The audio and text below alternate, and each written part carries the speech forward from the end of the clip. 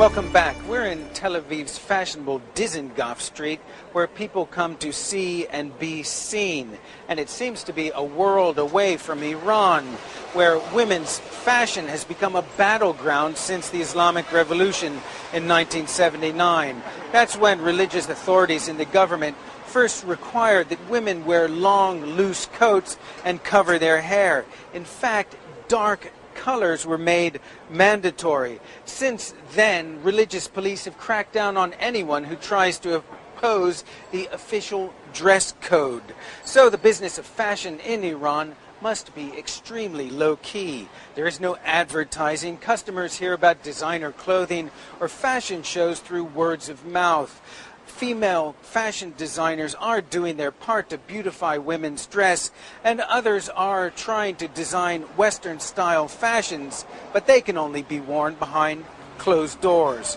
Reza Saya reports from Tehran.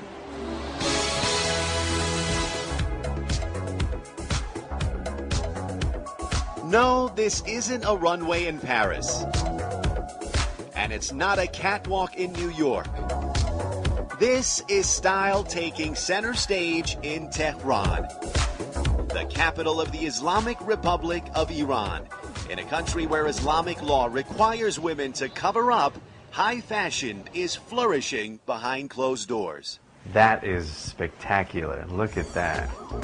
If you don't believe it, says Iranian designer Sadaf, check it out yourself. I think the only thing to say is they have to come and see. You can't really say anything else. They have to come and see. Sadaf is one of Iran's growing number of up-and-coming young fashion designers. As a child, she says she wanted to be an astronaut and visit the stars. Now, stardom is coming to her in Iran's fashion scene. It's a great feeling. It's like an artist who paints and puts her work on display in a gallery, and when she comes and sees her painting on a wall and everyone else is looking at it, she enjoys it. I get that same enjoyment. Success for Sadaf came thanks to a blend of natural talent and 8 years beating the odds. Remarkably, she has no professional training. In college, majoring in fashion design was not an option. Sadaf studied theater instead, designing sets and costumes. After college, when there were no more actors to design for, she designed for friends. From the first show I put on, which was very small and private, I knew I loved doing this. Like Dracula. Like Dracula, yes. Sadaf's theme for her latest line, fear and horror. And so that's why you chose the song Thriller in your show. So because you wanted to scare people, a little horror fashion show. Yes. Just think that is cool. Horrifying is how some might describe even the thought of being trendy in Tehran. After all, here women are required to wear hijab, Islamic cover, and Iranian fashion police are watching. Show too much hair or skin and the law says you can go to jail. Even so, walk the streets of Tehran and it won't take long to find flair, sophistication, and style. I think Iranians are like the French. First, they want to make sure they have good clothes and their appearance is good, then comes everything else. They like to dress fashionably. Sure, they wear chadors, but underneath the chadors, they take care of their appearance. I think we have to make it longer. Longer? Yeah. Like this is the waistline. The challenge for Iran's young designers is to create fashion and style suitable for Iran's strict laws. We decided that we can design things to cover ourselves, but also those things to cover us can be cute and trendy. And how often do people order bright mantos? Making loose-fitting mantos trendy is not easy. Designers Hasti Pourmars and Ghazal Mughawwar do it with color and design. Sadaf adds Iranian flair with antique patchwork. Oh, so you took this material and put it here. Very good.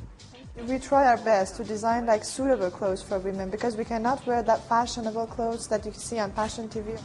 At least not in public. In Tehran, seductive styles are only worn in private gatherings. Now this is something that'll get attention, no matter where it is. When pushing the envelope, Iran's designers have to make sure they don't break the law themselves. We live in a country where we have a set of rules and regulations, and we have to follow those rules. And that's for anyone who's living in this country.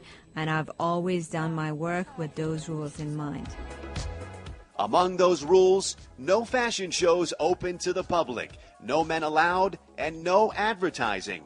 It's enough to make designers in Iran feel like artists without a gallery. Nobody knows them. How are they supposed to know them? How are they supposed to know that I work here and Mrs. X is doing work on the other side of Tehran and her work is really good? Finding professional models is a challenge too. Models in Iran, we don't have those kind of professional models, and for me it was difficult to get what I wanted and find models that were up to the standards I want for my work. But Iran's designers aren't just creative with clothes, they're inventive when putting on fashion shows too. They often use their friends for models, keep a tight lid on where their shows take place, and keep the men away. Girls' Night Out, they call it, advertised by word of mouth. The first show that we've had, we invited our friends and families, but the next one, they invited their friends and the friends invited their friends.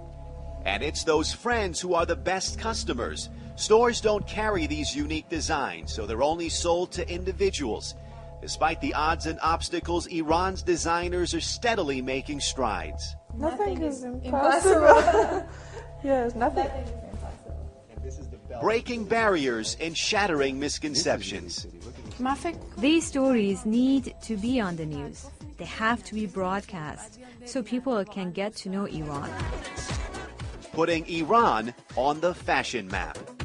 For Inside the Middle East, Reza Sayah, CNN, Tehran.